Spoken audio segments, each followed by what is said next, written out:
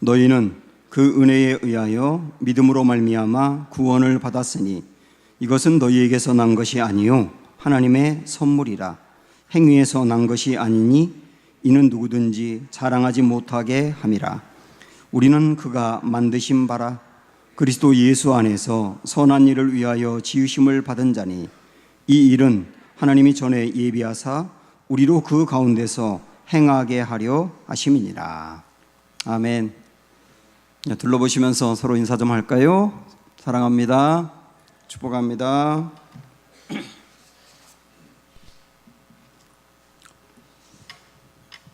로마의 베드로 대성당에 들어가면 피에타 상이라고 있습니다. 스크린에 보이는 이 조각품입니다.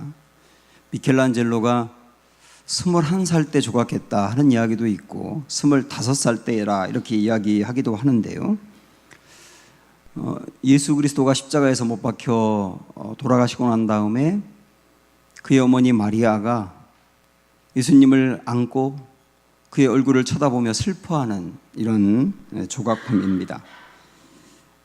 미켈란젤로가 많은 그 작품들을 만들었는데 유독 이 조각품에 그 마리아의 그 치마에 자기의 이름을 새겼습니다. 특별하게 가치 있게 여기는 작품이었다 그런 얘기죠.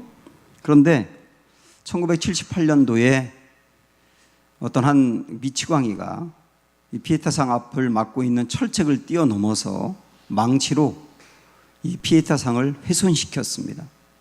마리아의 얼굴을 찍고 그리고 예수님의 그 어깨도 파손을 시켰어요. 그걸 본 사람들이 하나같이 이런 걱정을 했습니다. 과연 이 피에타상은 온전한 모습으로 복원이 될 수 있을까? 이게 그들의 질문이었거든요. 물론 이 피에타상은 곧바로 복원이 되었습니다. 진품같이 작품성이 있는 것은 아니지만 그래도 감동을 주기에 충분할 만큼 이렇게 복원이 되었어요. 우린 이 이야기를 생각하면서 한번 우리 자신을 봤으면 좋겠는데요. 사람은 어느 누구나 하나님이 만드신 작품입니다. 오늘 우리가 본 이 10절의 말씀에 보면 우리는 그가 만드신 바라. 이건 전에도 제가 설명을 드렸죠. 만드신 바라고 하는 말은 헬라어로 포이에마. 여기서 포임이라고 하는 시라고 하는 단어가 나왔다고 했지 않습니까? 우리는 사람은 한 명 한 명 하나님의 시라 그런 얘기예요. 그런데 영어로 보면 이 만드신 바가 마스터피스라고 되어 있습니다. 마스터가 주인이라는 뜻이잖아요. 주인이신 하나님이 피스 만든 조각이다 그런 의미예요. 그래서 이것을 새 번역에서는 우리는 하나님의 작품입니다 라고 아주 적절하게 번역을 하고 있습니다. 본래 인간이 그렇다는 거예요. 10절의 이 말씀은 본래 인간의 모습은 하나님이 만드신 작품이었다 하는 것을 알려주고 있습니다. 실질적으로 어떤 우리 사람들의 인체의 신비만 보더라도 그런 것을 알 수가 있거든요. 자동차 하나를 만들려면 13,000개의 부품이 필요하다고 합니다. 엄청나게 많이 필요하죠. 그런데 우리 한 사람 한 사람 사람들은 세포가 몇 개가 필요하냐면 100조 개가 필요합니다. 우리 안에는 100조 개의 세포가 있는 거예요. 25조 개의 적혈구가 있고 260억 개의 백혈구로 구성되어 있는 게 사람의 몸입니다. 더 놀라운 것은 이 인간이라고 하는 작품은 똑같은 게 하나도 없어요. 자동차는 똑같은 걸 여러 개 만들어내고 판매를 하지만은 사람은 70억 인구가 있는데 70억 인구 중에 쌍둥이도 같지가 않고요. 70억 인구 중에 손금이 똑같은 사람이 나 말고 또 있을 확률이 640억 분의 1입니다. 그러니까 나와 손금이 똑같은 사람은 단 한 명도 있을 수 없다는 이야기예요. 이것만 보더라도 우리 사람이 얼마나 존귀한 하나님의 작품으로 만들어져 있는지를 알 수가 있거든요. 그런데 문제는 그 기가 막힌 피에타 상이 훼손이 되었던 것처럼 하나님의 작품으로 만들어져 있는 수많은 사람들이 훼손되었다는 사실이에요. 피에타 상이 산산조각이 났던 것처럼 하나님의 작품으로 만들어져 있는 많은 사람들이 산산조각이 나 있습니다. 그들의 인생이 산산조각 나기도 하고, 어떤 사람은 그들이 가졌던 꿈이 산산조각 나기도 하고, 지난 시간에 우리가 배웠던 것처럼 많은 죄로 인해서 본질상 진노의 자녀가 되었다 그랬지 않습니까? 그러니까 모든 사람들은 다 이렇게 훼손이 되었단 말입니다. 그래서 여기서 우리는 이런 질문을 할 수 있어야 합니다. 훼손되었고 파손되었던 피에타 상이 온전히 복원될 수 있을까라고 질문을 했던 것처럼 우리들 한 명 한 명에 대하여, 그리고 산산조각 난 사람들에 대하여 우리가 똑같이 이런 질문을 해야 합니다. 우리 사람들도 온전한 상태로 복원될 수 있을까요? 사실 우리가 너무 심각하게 훼손이 되었기 때문에 스스로 복원할 수 없습니다.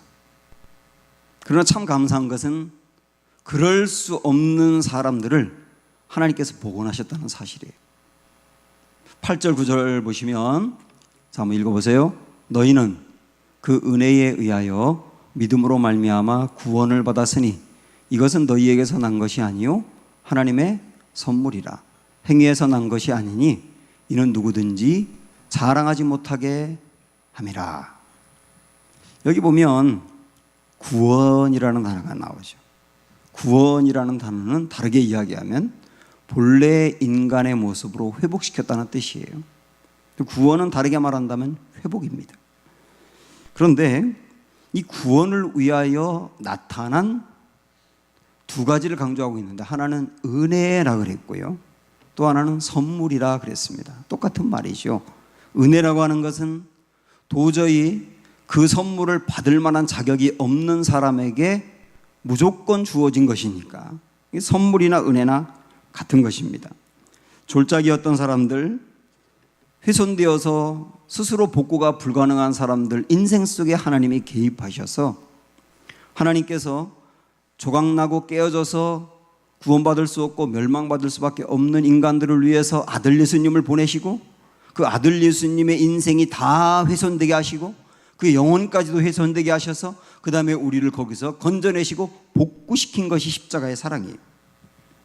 그런데요, 여기서 우리가 간과하면 안 되는 것은 뭐냐면, 이 두 번째 줄에 구원을 받았으니 이렇게 돼 있지 않습니까?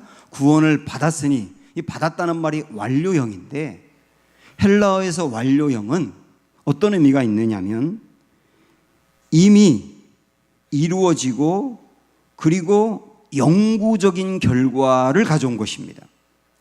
이미 이루어지고 영구적인 결과를 가져온 것. 그건 무슨 말이냐면, 구원을 받았다라고 하는 말은 이미 우리가 온전한 구원이 결정된 상태고 이것이 변동될 수 없다는 뜻이에요. 그러니까 우리가 받은 구원은 구원을 받았으니라고 했기 때문에 절대 변함없이 영원히 온전한 사실이라 그 얘기예요. 하나님은 우리에게 이렇게 하나님 편에서 산산이 깨어진 우리들을 위하여 아들 예수님을 통해 우리를 구원해 주셨거든요. 근데 구원을 받는 과정에서 하나님이 모든 것을 다 하셨어요. 깨진 거는 우리 스스로 깨졌는데, 그러나 우리가 할 수 있는 게 아무도 없기 때문에 하나님 편에서 다 해주시고, 내가 다 했다, 내가 다 한 것을 너 받을래? 그럴 때 예 하고 받는 게 믿음인 거예요. 믿음이라고 하는 것은 하나님이 해주신 것을 감사합니다라고 받는 거예요. 믿음은 하나님이 해주신 것에 대한 응답입니다. 사실 이 구원을 받는 것은 어떤 의미로 본다면 물에 빠진 사람을 건져내는 것으로 비유할 수가 있거든요. 여러분께서 한번 물에 빠졌다고 생각을 해보십시오. 내가 물에 빠졌는데 수영을 못합니다. 물에 빠지고 난 뒤에 허우적거리지 않겠습니까? 점점점 물속으로 들어가겠죠. 그때 수영을 잘하는 분이 물속으로 뛰어들어서 나를 건져내려고 할 때 물에 빠진 사람이 할 수 있는 게 아무것도 없어요. 뭔가 하려고 하면 문제입니다. 그래서 자기를 구출해 주려고 어떤 사람이 들어오면 막 그를 붙들고 늘어지고, 그래서 더 어려움에 빠지게 되니까 어떤 경우는 기절을 시키지 않습니까? 아무것도 못하게 하려고. 아무것도 할 수 없을 때 건져낼 수 있으니까. 어떤 경우는 튜브 같은 것을 던지기도 합니다. 그럼 그 튜브를 붙들고만 있으면 되는 거예요. 자, 그럴 때 만약에 말이죠, 여기서 이렇게 물에 빠졌다가 구출된 사람이, 내가 구출된 것은 나를 건져준 사람의 노력이 50% 있었고 내 노력이 50% 있었습니다. 왜냐하면 내가 물에 빠졌을 때 살려주세요 라고 소리쳤으니까 내 공로가 있고, 그리고 내 손을 잡아요 그럴 때 그 손을 잡았으니까 내 공로가 있으니까 합쳐서 100%입니다. 이렇게 말할 수 있나요? 살려달라고 말하는 게 무슨 공로이며, 여기에 구원의 길이 있다라고 손을 내밀었을 때 그걸 잡는 게 무슨 공로냐 그 말이에요. 사람이 다 훼손이 되어서 절대로 구원을 받을 수 없고 작품이 망가져 있을 때 나를 좀 건져달라고 우리 기도할 수 있어요. 하나님께서 그때 예수 그리스도의 십자가라고 하는 것을 통하여 우리에게 손을 내밀었을 때 그걸 붙들었어요. 내가 그게 믿음이거든요. 그러나 내가 건져달라고 기도했고 주님이 내민 손을 내가 잡았다, 그래서 내 공로가 들어갔다, 누가 이렇게 말할 수 있냐고요. 그래서 오늘 말씀 8절을 여러분 다시 한번 보시면, 너희는 그 은혜에 의하여 믿음으로 말미암아 구원을 받았으니 이것은 너희에게서 난 것이 아니요 하나님의 선물이라. 여기서 말하는 이것이 무엇을 의미하느냐? 이것은 하나님의 선물이다, 너희에게서 난 것이 아니다 그랬는데, 여기서 말하는 이것은 1번 은혜를 말하는 거냐, 2번 믿음을 말하는 거냐, 3번 구원을 말하는 거냐, 다 말하는 거예요. 그래서 이것이라고 하는 것은, 여기서 이것이라고 하는 것은 은혜 구원뿐만 아니라 믿음도 들어가는 거예요. 그래서 우리가 하나님의 은혜로 구원받았을 뿐만 아니라 내가 주님을 믿어야 되겠다, 하나님이 나에게 십자가의 은혜를 베풀어 주셨는데 그것으로 내가 살 수 있는 길이 열렸는데 그럼 내가 그걸 받아야 되겠다라고 결정한 것도 은혜, 그것도 하나님에게서 나왔다는 뜻이에요. 그런 측면으로 본다면 내가 받은 구원은 100% 하나님의 선물이고 은혜이고 나의 노력은 거기에 없었다 하는 것을 알 수 있단 말입니다. 감리교를 세우신 존 웨슬리 목사님은 어릴 적부터 굉장히 경건한 삶을 살았습니다. 아버지가 목사님이었는데 아이가 어릴 적부터 철저하게 경건하게 살도록 훈련을 시켰어요. 그래서 영국의 옥스퍼드 대학에 들어갔을 때부터 웨슬리가 주도해서 홀리클럽이라고 하는 그 동아리를 만들어요. 홀리클럽에서 함께 경건한 학생들이 매일 한 것이 뭐냐면 성경 읽고 기도하고 그 다음에 옥에 가서 전도하고 그리고 시간을 정해놓고 금식하는 거였습니다.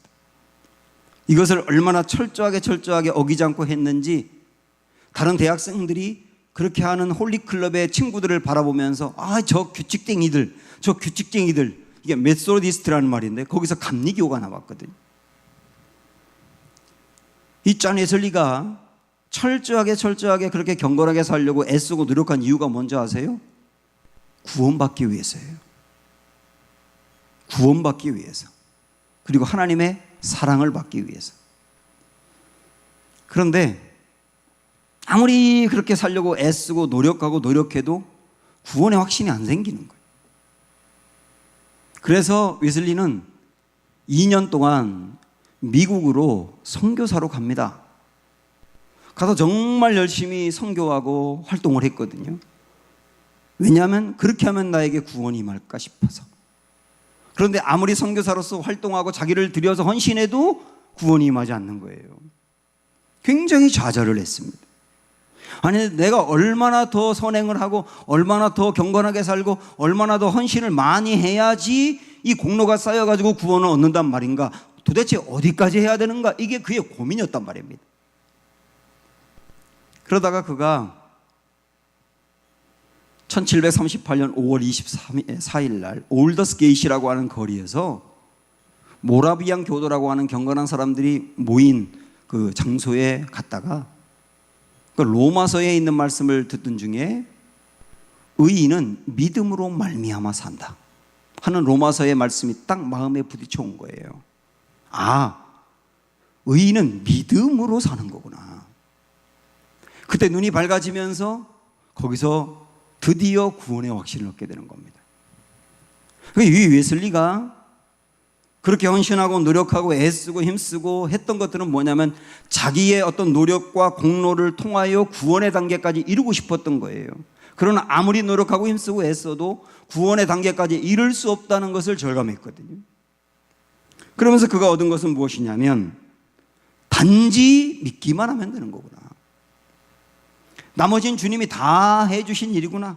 그런데 믿음조차도 하나님이 내게 불러일으켜 갖게 하는 거구나. 내가 구원을 위해 살 수 있는 거라고는 아무것도 없는 거구나. 이 모든 것을 주님이 다 해주셨구나. 그러면서 드디어 그 안에 감격이 일어나는 거예요. 혹시나 말입니다, 여러분 중에 끊임없이 나의 어떤 선한 행동이라든지 나의 노력이라든지 경건한 모습이라든지 그런 것들을 어느 정도 단계까지 세워놓고 여기까지 이르러야 하나님이 나를 사랑하고 하나님 나를 건져내시고 구원하신다라고 계속 생각하고 있는 분들이 있다고 한다면 여러분의 경건의 모습이 부족해서가 아니라 그렇게 잘못된 생각이 하나님의 사랑을 막고 있다는 걸 아셔야 되는 겁니다. 만약에 우리가 구원을 받는 것을 하나님이 최대한 막아야 되겠다라고 생각했다면, 다시 말하면 극소수의 사람들만 구원을 시켜야 되겠다라고 하나님이 생각했다면 하나님은 구원받을 수 있는 조건을 굉장히 까다롭게 하셨을 거예요. 가능한 구원받지 못하게 해야 되겠다라고 생각하셨다면 정말 구원의 조건이 까다로웠을 겁니다. 그런데 하나님이 우리에게 제시한 구원의 조건은 너는 훼손됐어. 그래서 작품성을 잃어버렸어. 내가 온전한 모습으로 돌아가기 원한다면 그 모든 일을 내가 다 해주었어. 너는 하나님이 해준 것을 그냥 받기만 하면 돼. 얼마나 쉬운 방법을 우리에게 제시했냐 말입니다. 이 카드를 오늘 우리에게도 말씀하시는 거예요.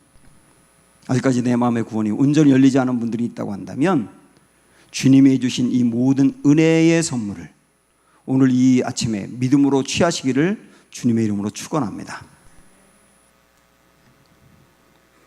예수님에 의해서 하나님의 그 큰 사랑으로 인해서 우리의 훼손되었던 작품이 복구가 되었다. 그런 말씀을 드렸지 않습니까? 근데 여기서 훼손되었던 작품이 복구가 된 정도가 아니고 이건 수선 정도가 아니고 사실은 재창조가 이루어진 거예요. 그래서 온전히 새로운 사람으로 우리가 태어나게 된 거예요. 그래서 우리가 앞에서도 보았던 10절에 우리는 그가 만드신 바라, 우리는 하나님의 작품이다, 마스터피스다 이렇게 말씀드렸는데 이 10절의 말씀은 본래 인간이 하나님의 작품이다. 그런데 죄로 인하여 훼손되었다. 그래서 하나님의 사랑으로 훼손되었던 작품을 원래 상태로 복구해 주었다. 그래서 원래 10절의 말씀은 최초의 인간의 모습이면서 예수님으로 인해서 복구된 모습을 말하는 거예요. 최초의 인간의 모습이며 복구된 모습을 말한다고요. 우리는 그렇게 복구가 된 존재로 다시 태어나게 됐다 그 말입니다. 그래서 사랑하는 성도 여러분, 여러분들이 이것을 마음으로 믿고 받아들여서 구원의 은혜가 임했다고 한다면 내가 이제 그걸 믿는다라고 하는 것으로 끝나지 말고 이것으로 여러분의 정체성을 삼으셔야 됩니다. 구원의 이 베풀어진 은혜와 감격은 너무나 큰 것인데 성도들이 실제 누리는 구원의 감격은 너무나 미약하거든요. 분명히 구원의 확신을 얻고 주님으로부터 사랑을 받아서 새로운 작품으로 바뀌었는데도 불구하고 그건 거의 의식하지 못하고 성도들이 갖고 있는 정체성은 여전히 구원을 받기 이전의 모습에 머물러 있는 경우가 많아요. 그러니까 구원에 감동이 없는 거예요. 많은 사람들이 정체성을 내가 받은 그 신분이 얼마나 귀하고 큰지 이런 걸 잘 모르고 눈에 보이는 것으로 세우려고 할 때가 많아요. 요즘 우리 다음 세대들에게도 그렇고 그리고 제가 설교할 때도 이 부분에 대한 설교를 자주 드리는데요. 이게 굉장히 중요한 부분입니다. 잘못된 정체감을 갖고 있다고요. 학교 간판에 의해서 그 사람의 가치가 결정된다든지, 그 사람이 받는 월급에 의해서 그 사람의 인격이 평가받는다든지, 엉뚱하게 잘못된 자아상과 정체성에 빠져 있다 그 말입니다.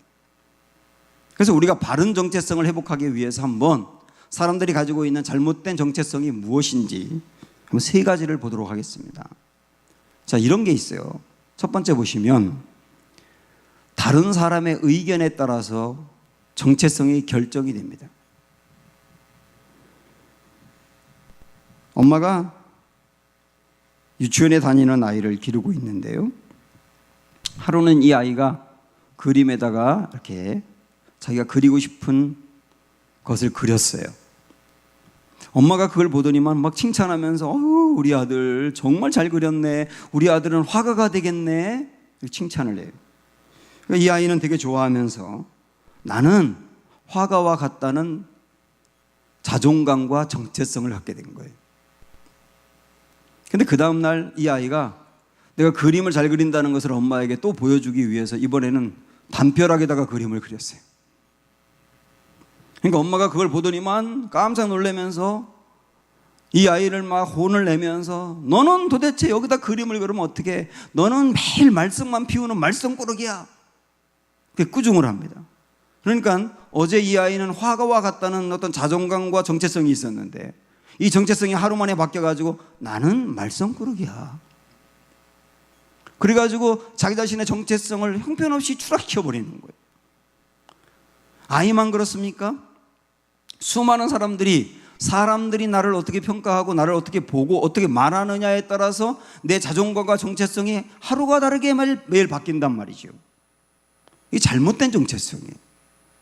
두 번째 또 어떤 잘못된 정체성이 있느냐면 나의 직업에 따라 결정되는 정체성이거든요.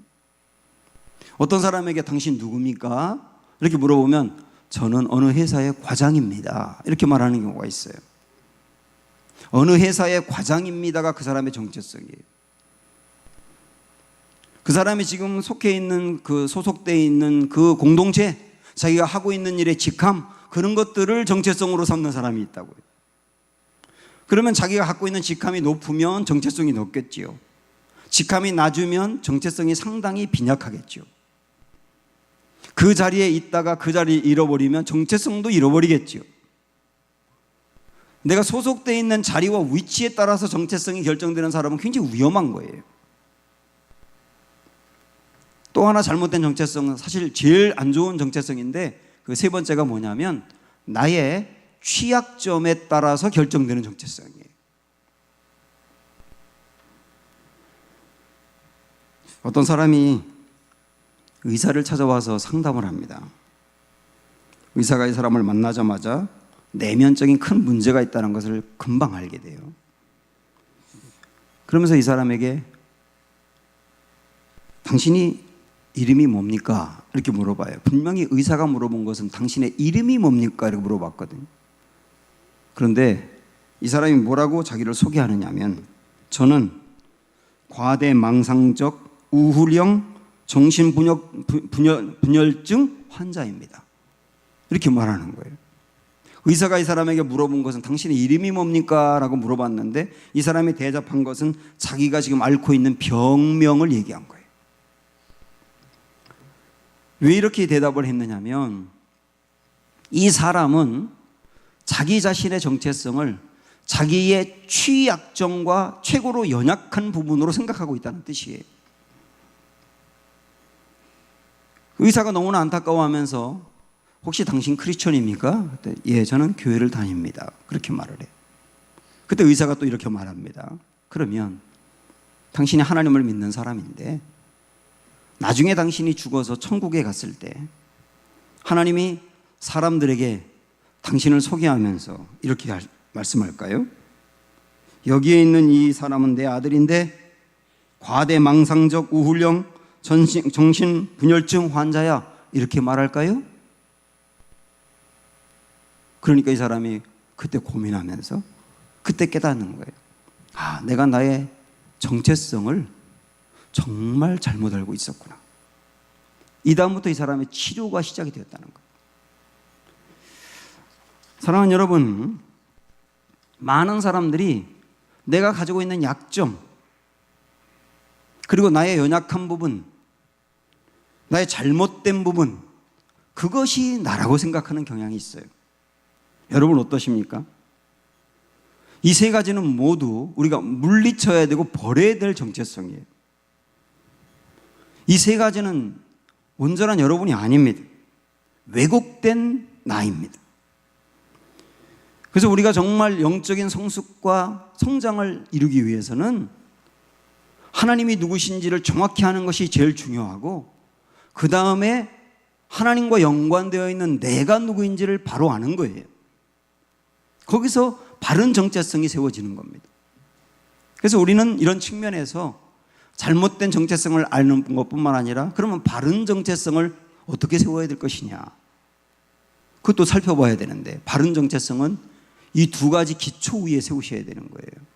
이 두 가지 기초 위에. 하나는 영원히 변치 않고 사라지지 않는 것, 그 기초에 정체성을 세워두셔야 되는 겁니다. 대표적인 게 내가 하나님의 아들이다. 내가 하나님의 아들이다. 지난주에도 이 부분 말씀을 청년부에서 드리면서, 여기서 아들이라고 표현하는 것은 딸은 안 됩니까? 이렇게 질문하지 말아야 될 것은, 그래서 아들이라고 하는 개념은 유대인들 사이에서 상속을 받는다는 뜻이기 때문에, 내가 하나님의 아들이에요, 그 말은 아들인지 딸인지가 중요한 게 아니라 하나님의 상속을 받을 사람이다라고 하는 개념이 되기 때문에 하나님의 아들이라고 표현하는 겁니다. 영원히 변하지 않는 사실, 무슨 일이 있어도 변하지 않는 사실, 내 하나님이 내 아버지이고 내가 그분의 아들이에요 라고 하는 사실, 이런 것들 든든히 붙들고 사는 사람은 흔들리지 않는 정체성을 갖는 거예요. 두 번째, 어디에 기초를 두어야 되느냐? 하나님이 보시는 내가 누구냐예요. 다른 사람들이 보고 평가하는 내가 아니고 하나님이 나를 어떻게 보느냐. 예수 그리스도의 십자가를 통하여 새로운 작품으로 변화된 나를 보시는 거예요. 내 안에 예수님을 모시고 있지 않습니까? 이 안에 예수님이 있지 않습니까? 예수님을 모시고 사는 나, 예수님과 불가분리 떨어질 수 없는 나, 하나님은 그 모습을 보시는 거예요.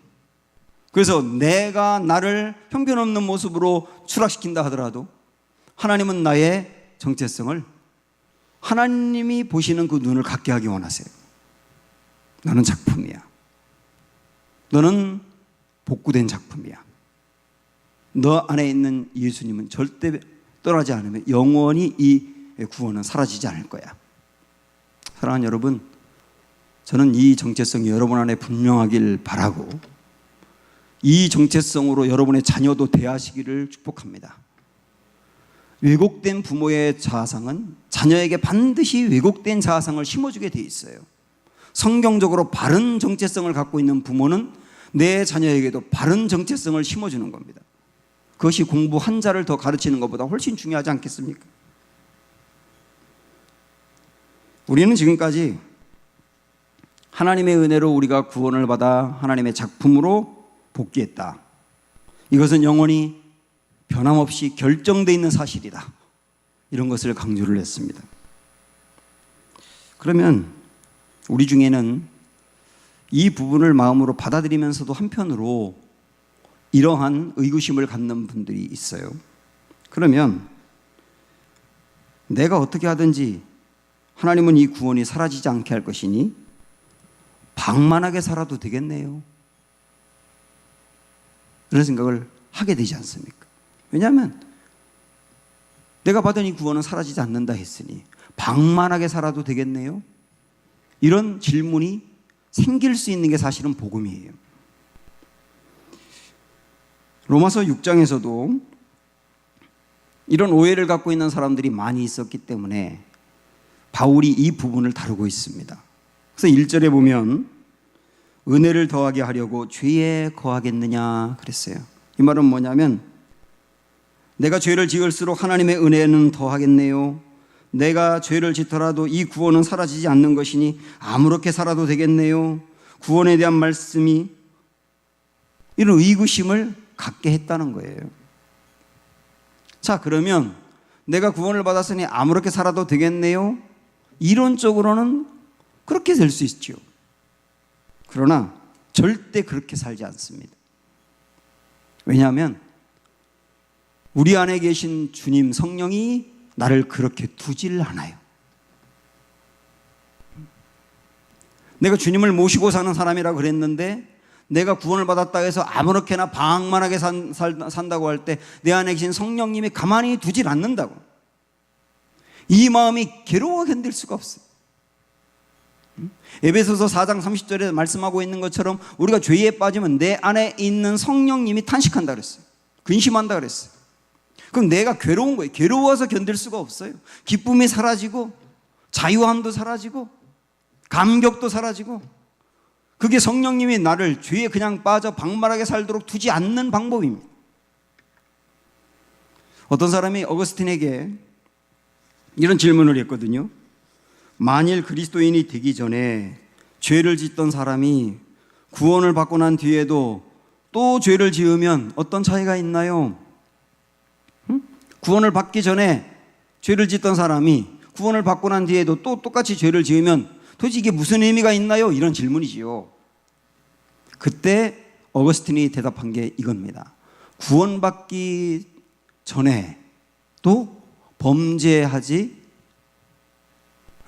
구원받기 전에는 눈이 빠집니다. 구원받기 전에는 범죄하지 않을 수 없는 인간이지만 구원받고 난 뒤에는 범죄하지 않을 수 있는 인간이다.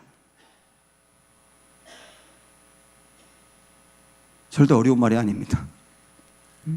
구원받기 전에는 범죄하지 않을 수 없는 인간이에요. 그때는 지난주에 우리가 본 것처럼 공중의 권세 잡은 사단이 그를 사로잡아 죄에 끌고 다녔다 그랬지 않습니까? 근데 구원받고 난 뒤에는 죄에 넘어질 수는 있지만 범죄하지 않을 수 있는 인간으로 바뀐 거예요. 넘어지는 데가 있는데 예, 있지요. 그러나 하나님이 그대로 두지 않고 다시 그를 일으켜 세운다니까요. 이게 바로 성도의 희망인 거예요. 우리가 구원을 받고 난 뒤에도 죄에 넘어질 수는 있지만은 그러나 방만하게 살도록 성령님이 그냥 두질 않는다. 지금까지 그 말씀 드렸지 않습니까? 근데 그것만이 아닙니다. 주님은 구원받고 난 우리에게 선한 일을 하고 싶은 열정을 불타게 하세요. 그래서 방만하게 살지 않도록 두는 거예요. 오늘 10절의 말씀을 보시면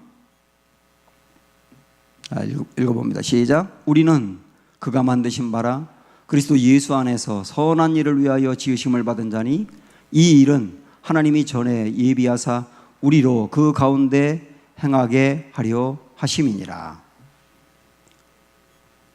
이게 하나님의 은혜로 작품으로 복구된 사람들이 작품으로 복구된 다음에 하나님께서 그에게 원하시는 게 뭐냐면 선한 일을 행하기를 원하시는 거예요.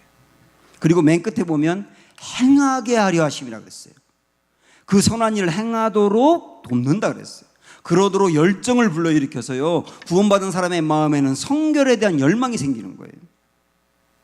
이전에 넘어졌던 그 죄를 이제 극복하고 하나님이 기뻐하는 이런 모습으로 살고 싶다는 열망이 여러분 안에 생기지 않던가요? 이게 성결에 대한 열망이거든요.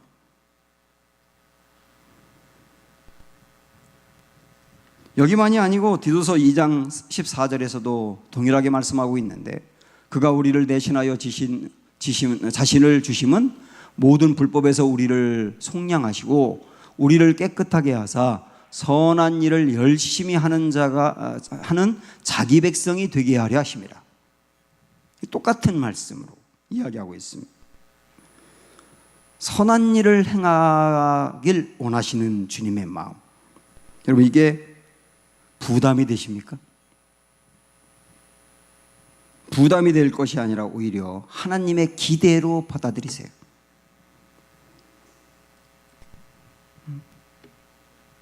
원래 진짜 형편없는 사람에게는 기대도 안 하는 법입니다. 공부를 전혀 하지 않는 아이에게 1등을 기대하는 부모는 없어요. 다만 책상에 앉아있는 거라도 보고 싶다죠. 원래 축구를 정말 못하는 팀에게 우승을 바라진 않아요. 1승만이라도 했으면 좋겠다, 그 정도죠. 그런데 우승을 바라는 것은 그 사람이 높은 수준으로 됐기 때문에 기대한다는 뜻이에요. 하나님이 우리에게 거는 기대가 여러분 어느 정도인지 아십니까? 제가 신약에 나와 있는 4구절의 말씀만 수도 없이 많지만 빨리빨리 말씀을 드리겠는데요. 에베소서 4장 13절에 보면 우리 하나님 우리에게 거는 기대가 어느 정도냐면 그리스도의 장성한 분량이 충만한 데까지 이르기를 원하신다 그랬어요. 그 말은 뭐냐면 작은 예수가 되기를 원하신다는 거예요. 그렇게 해서 어떻게 되느냐? 온갖 유혹에도 넘어지지 않는 강건한 백성이 되기 원하신다는 거예요. 그 2절 뒤에 넘어가서 4장 15절의 말씀을 보면 우리가 범사에 그리스도에게까지 자랄지라 그랬어요. 하나님의 백성에게 하나님이 기대하는 것이 뭐냐면 범사에 그리스도에게까지 자라라. 하나님 우리에게 기대하는 수준이 어디까지라고요? 예수님을 닮는 수준까지. 갈라디아서 3장 27절에 보면 우리에게 뭐라고 기대하시느냐면 그리스도로 옷 입어라. 예수 그리스도가 입었던 의의 옷을 입고 살아라, 그 얘기예요. 마태복음 5장 48절에서는 하나님이 온전하신과 같이 너희도 온전하라, 이렇게까지 말씀하셨어요. 아니 세상에 깜짝 놀랄 얘기, 어떻게 하나님이 온전하신 같이 너희도 온전하라? 이렇게 말씀하실 수 있나? 우리에게 굉장히 부담되지 않습니까? 그러나 여러분 이걸 부담으로 생각하지 마시고, 야, 구원받아서 하나님의 백성과 하나님의 작품으로 복귀된 사람이 어느 정도 수준 있는 삶을 살아야 될지 하나님이 기대하는 거구나, 그렇게 받아들이시면 되는 거예요. 우리를 이 정도 높은 사람으로 보시며 우리에 대한 하나님의 기대는 예수 그리스도 정도 되는 데까지 달려가기를 원한다. 만약에 하나님이 여러분을 보시면서 나 너에게 기대하는 거 아무것도 없고 주일날 예배만 빠지지 마, 그런다고 한다면 기대를 별로 안 한다는 거잖아요. 우리에게 이 정도 기대한다는 것은 우리를 얼마나 높은 수준의 삶으로 보시는지를 생각하셔야 되는 거예요. 구글이라고 하는 회사가 있잖아요. 이 구글 회사의 창업의 모토가 Don't be evil이거든요. 사악해지지 말자. 무슨 창업 정신이 이런가, 이런 생각이 저는 처음에 들었어요. 사악해지지 말자. 돈을 벌 때 사악하게 벌지 말자. 그런데 안드로이드 체계로 사악하게 돈을 버는 것 같긴 해요. 그런데 어쨌든 그들의 창업의 모토는 나쁜 기업이 되지 말자예요. 그런데 이것을 요즘 이 창업의 모토를 새로 바꿨다고 합니다. 바꾼 게 뭐냐면 Do the right thing이에요. 똑바로 살자. 단지 사악해지지 않는 정도가 아니고 적극적으로 똑바로 살자. 정말 좋은 기업이 되자. 이렇게 바꾼 것이거든요. 자기 수준을 높이는 거예요. 자기 수준을 높이는 거라고. 저는 우리 교회에서 기업을 운영하는 분들이라든지 어떤 리더들이 있다고 한다면 이런 생각을 갖는 것도 좋으리라고 봅니다. 바울은 하나님의 작품이 된 이들에게 로마서 13장에서 13절에서 이렇게 권면합니다. 단정히 행하라. 단정히 행하라.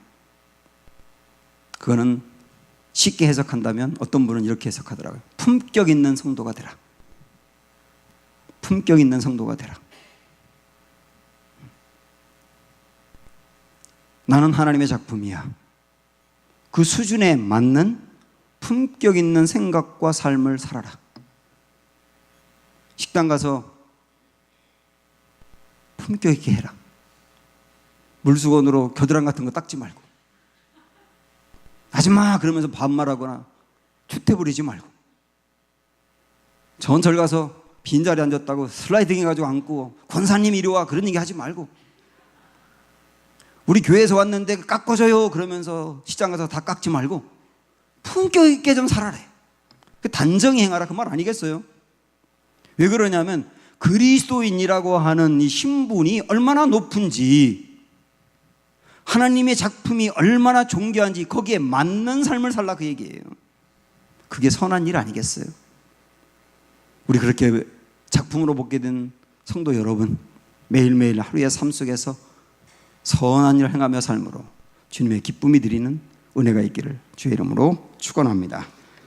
함께 우리 찬양합니다. 예수 예수.